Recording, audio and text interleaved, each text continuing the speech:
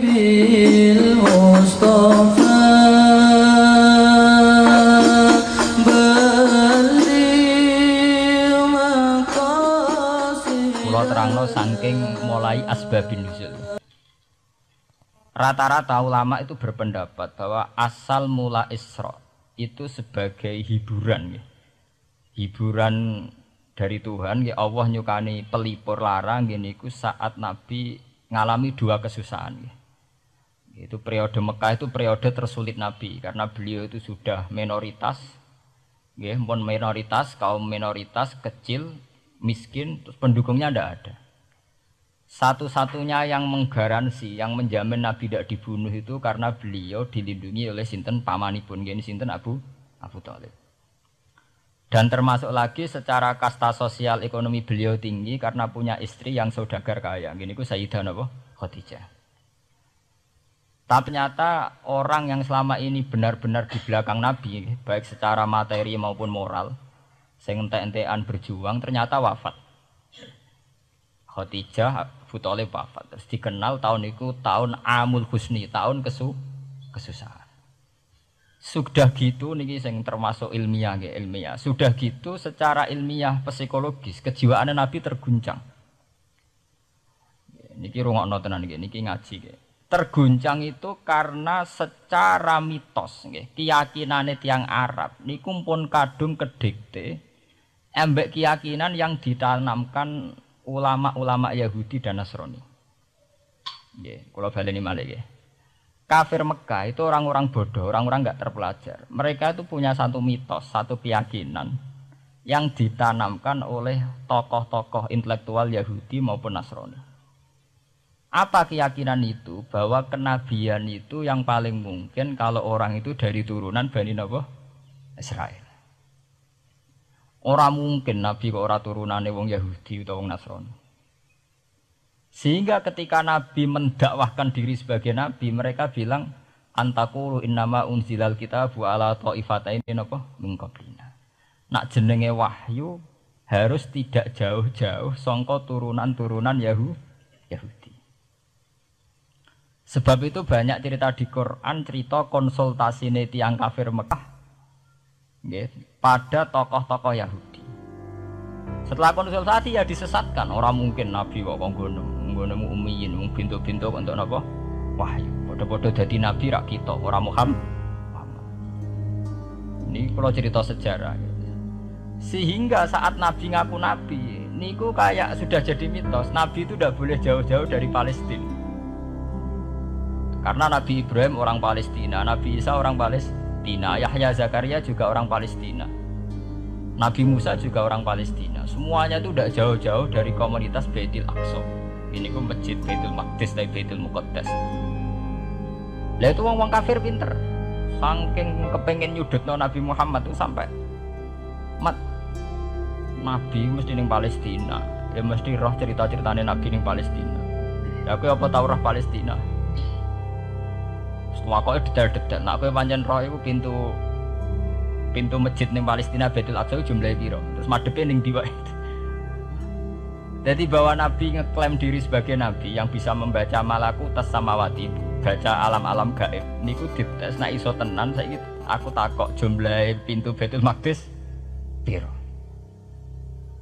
Niki peringatan kangge santri-santri bahwa semua Nabi itu di luar dites fisik.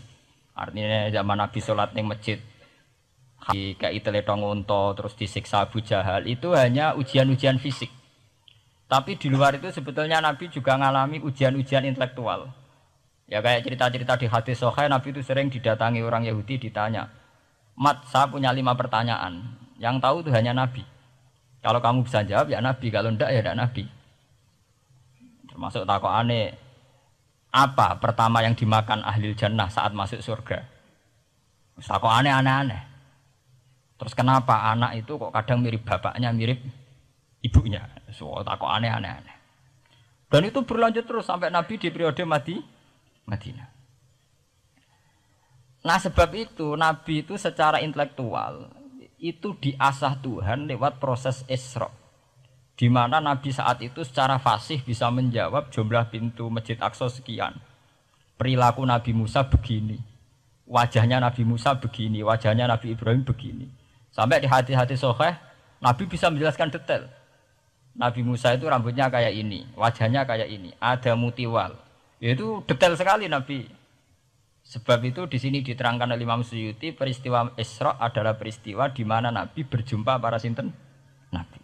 Itu asal usulnya kenapa? Karena sudah kayak menjadi mitos, Nabi itu tidak boleh jauh-jauh dari tradisi Yahudi, tradisi Palestina. Paham ben sampean roh asal usulnya. Tapi kemudian asal usul itu sebetulnya hanya sementara, hanya permainan politik. Mau sampean ben roh sejarah, permainan politik, manipulasi politik. Sebetulnya Nabi itu ya tidak jauh-jauh dari beliau adalah keturunan Israel. Israel itu bukan menunjuk sebuah negara loh, sampean pun salah paham. Israel dalam bahasa Quran itu menunjuk auladi Yakub. Israel menjadi negara kan baru kemarin setelah diberi kemerdekaan Inggris, paham ya? Israel sebagai negara kan baru apa? Kemarin. Sehingga istilah Israel di Quran maupun di hadis adalah menunjuk auladi Yakub. So intinya di antara anak Nabi Yakub ono jenenge Yahuda. Yahuda di turunan-turunan itu Bani Yahuda niku diarani Bani napa? Israel. Ternyata setelah dirunut Nabi Muhammad itu tidak beda jauh dengan keluarga Israel. Karena Nabi adalah turunannya Nabi sinten Ibrahim. Okay. Nabi Ibrahim niku gada putra kalih sing gada turunan gini ku Ishak kalian Ismail. Ismail kalian Nabi Ibrahim disalap teng Mekah. Gini ku sing disebut Quran inni askantu min dzurriyyati biwatin ghairi dzi sar'in inda baitikal muharram. Terus saking Nabi Ismail nurun-nurun ngantos Sayyid Adnan. Ya, mulane nak teng berjanji disebut wa adnanu bila raibin intadzabil ulumin nasabiyya ila dzabihi Ismail nisbatuhu wa muntama. Secara teori ilmu nasab Sayyid Adnan jelas-jelas wa adnanu bila raibin intadzabil ulumin nasabiyya ila dzabihi Ismail nisbatuhu wa muntama. Tapi yang menjadi masalah yaitu tadi saya sudah bilang ya. Seakan-akan Nabi Muhammad itu orang yang benar-benar berbeda dari dinasti itu, dari keturunan itu. Karena orang Yahudi, orang kafir Mekah di kepentingan menggagalkan kenabian Muhammad. Sehingga dilecehno Muhammad bin Abi Kabsah. Oh Muhammad sing cilik di rumah tukang angan wedhus. Jadi kowe nak seneng kiai kan inna akramakum indawi atqakum. Cek Ben Karlan, cek Karmin pokoknya takwa ya kiai. Tapi nak lagi gedeng kiai iku kan anake Karlan kok kakean tingkah. Lah dhisik wong Mekah ya ngoten niku. Jadi nak muni Muhammad bin Abdullah bin Abdul Muthalib cek terhormat. Mereka adalah orang-orang bangsawan di seputar Quraisy. Nabi itu kastane Quraisy. Jadi kalau Muhammad bin Abdullah bin Abdul Muthalib cek ketok terhormat. Wong kafir pinter nang istilahna ora Muhammad bin Abdullah. Muhammad bin Abi Kabsah. Mergo cilike Nabi tau dirumat, cara kene ya Karlan ning penjara desa. Mulane Nabi tau angon wedhus, mergo tau de bapak angkat sing tukang napa? Wedhus. Lah wong Mekah pinter, dididik wong Yahudi. Kena istilahna aja Muhammad bin Abdullah bin Abdul Muthalib. Iku cek kekerenan, terlalu napa? Keren. Jadi Muhammad bin Ibnu Abi Kabsah. Di wong nak seneng Pak Harto kan Soeharto jenderal besar. Nek sing gedhe wong kemusuk kan repot ya. Oh, terus nyebut desa asli ini asal nak seneng bupati ya jadi bupati orang nomor 1 di Bojonegoro nak gedeng golekno asal usule sing ngoten mun sunatullah mulai riyen sampai kiamat ya sunatullah lihat ikut kelas napa mengkobel walanta jidali sunnatil lain napa tabdila ya akan begitu. Nah sehingga peristiwa Isra itu satu peristiwa rohani ya. Selain peristiwa rohani nanti akan diwajibkan sholat, juga ada peristiwa intelektual, ada pengajaran intelektual bahwa semua nabi itu harus punya tradisi yang sama, punya karakter yang sama. Sehingga nabi dalam proses Isra itu dipertemukan dengan Nabi Ibrahim, Nabi Musa, nabi-nabi yang lain. Dan diskusi di situ juga ada diskusi-diskusi. Paham ya?